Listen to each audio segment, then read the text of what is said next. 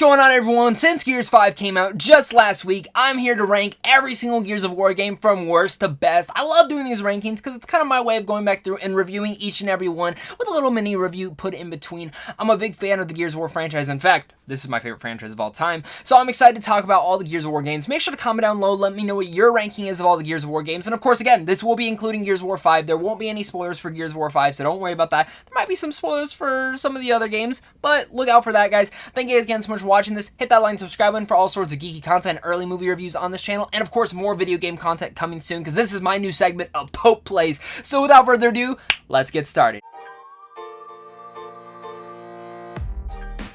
In at number 6 is going to be Gears of War Judgment. Now, this is easily my least favorite Gears of War game. I've probably put the least amount of time into this game. I just have never been satisfied with this one. When it came out, I was pretty excited for it, but the arcade kind of feel to it with that people can fly put into this game, while fun, it never gained me to go back and replay this game too much. I do like the story. I like that it focuses on Baird and Cole, and I wish actually, and I hope actually for the future of Gears that they actually focus on more of these little segments within the Gears of War. I want a Pendulum Wars game. I want a little bit of a different, maybe a little bit in between a 3 and 4. There are so many different things in the pockets of Gears of War that I think they can establish in, and I do give Judgment that fact that I love that it did a little bit of a pocket before 1 that we had not seen before and established Baird and Cole just a bit more while also touching on their other characters in their squad too.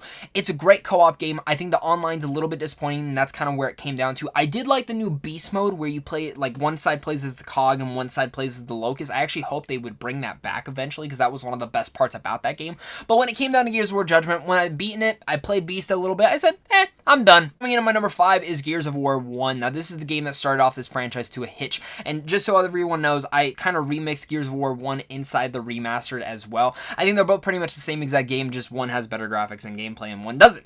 Gears of War 1, though, for me, is a fantastic start to this whole franchise. This is the game that actually got me to buy an Xbox 360. I remember I went to my cousin's house when I was very, very young and should not have been playing this game, and I saw him playing it, and I went to go play it after he'd been doing something else. I decided to go play it when he went to work or something, and I was so into the game, and ever since then I remember that opening scene with the monsters, with the locusts coming out of nowhere, kind of just going through that cathedral and having monsters just chase you and destroy the wretches or whatever, the locusts, whatever you want to call it, and then that first glimpse of Ram killing Min was excellent, which was just scary as shit, but awesome. And ever since then, Ram has been focused as one of my favorite video game villains of all time now, and one of just the most badass looking ones. And ever since Gears of War 1, I love the horror tone of it, and that's one of my favorite parts of it. I've actually wanted the franchise to go back to that a bit more, because 2 kind of went more into the action and kind of got away from that still a little bit, and I think Gears 5 did touch on it a bit, but Gears of War 1 is still a solid start to this whole franchise. And actually one of my favorite things about this game too is I think if they were to make a video game, I wouldn't want to see it touch on Marcus and Dom. I'd actually want to see it touch on maybe a civilian arc kind of going through while the locusts are attacking at first. It would be a great horror film while also keeping in that same action. Gears of War 1, again, great start, great multiplayer in here, and it was really a lot of great moments into there. Coming in at my number 4 is going to be Gears of War 4. I really like this game. In fact, when I jumped into this game, I really was touched by this story, and kind of just touching on a new character inside this franchise, as Marcus's son was one of the smartest parts of furthering out the story, which I really like where they actually went with Gears 5 with which character you play in there. But Gears of War 4, again, it's just a great another start to this new trilogy of Gears of War games. The online is good. I had a lot of issues with the microtransactions when it comes all to there and how you unlock characters. I know Gears 5 kind of did the same thing. I just think it's a little bit more simplified with this tour duty, and actually makes there to be more progression for me to actually want to jump in each day and not just grind out for stupid little things to make these stupid cards. Yeah, that's really the reason that I didn't touch too much on Gears 4 later on, and also Horde was a little bit disappointing, but still, when it came down to the story straight up, Gears 4 was so satisfying, and as a full package, I still played at least 45 hours of this game. When it came to the online, when it came to the Horde, I still put time into it, even though I had my nitpicks. And coming in at my number 3 is one that could easily move up as I play more, but as of right now, I've only having 30 hours in the game. That is going to be Gears of War 5. Major fan of this one. I actually just did my review yesterday. If you guys didn't see that, go check it out over there, or up there, wherever you decide to put it. when I talk about video games, I'm a little bit more laid back than movies for some reason. I don't know why. Maybe it's just because I'm a geek. But Gears of War 5 hit the mark for me in every sense of the way. I like to equivalent that this is the God of War of this franchise. The way that they kind of intersected with the more open world segments in Act 2 and Act 3. And in general, how they open up the story to more of a visual and a cutscene standpoint. I love that they kind of dove into that. They dove into more of these characters.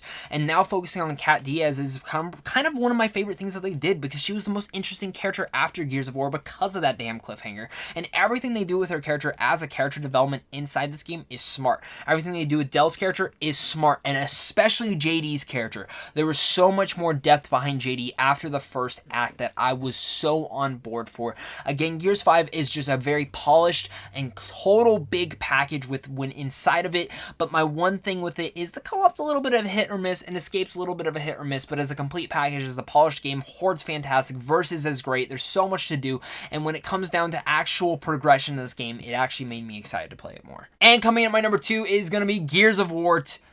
And of course, coming in at my number 2 is going to be Gears of War 2. I'm a major fan of Gears of War 2. And actually, this is one that has sat with me and actually grown with me more and more. While I don't have too many hours in this one per se as a younger, I played the story so flippin' much of this one. I don't know why. This is probably the one that I've played the most out of all the stories. And every time I got to Dom and Maria, it was one of the most emotional arcs in the whole franchise, but also just the whole intersection with the worm and having to go through the worm and all the action sequences in there was gross, grotesque, but also great. And Scourge as a villain and that boss fight was just awesome.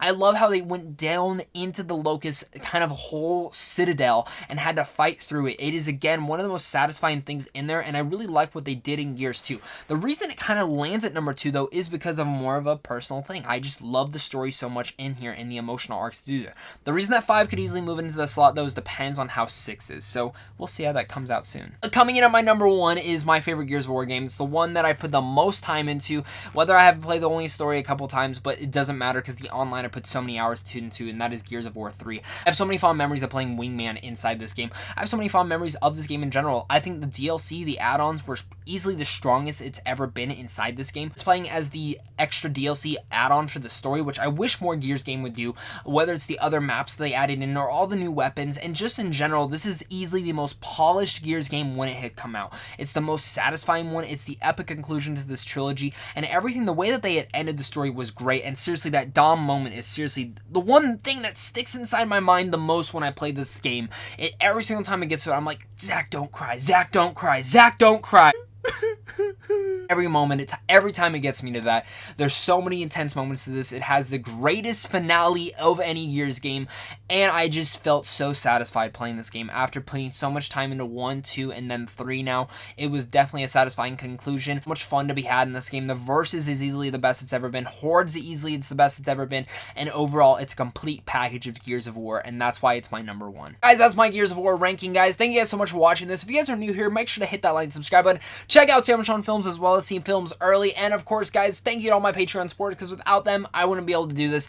And please guys, comment down below, let me know what your ranking is, and sorry for the little bit of stuffy. Allergies are really killing me up today, and doing these videos all filming in one day, it's a little bit tough at times. Guys, of course, until next time, stay classy.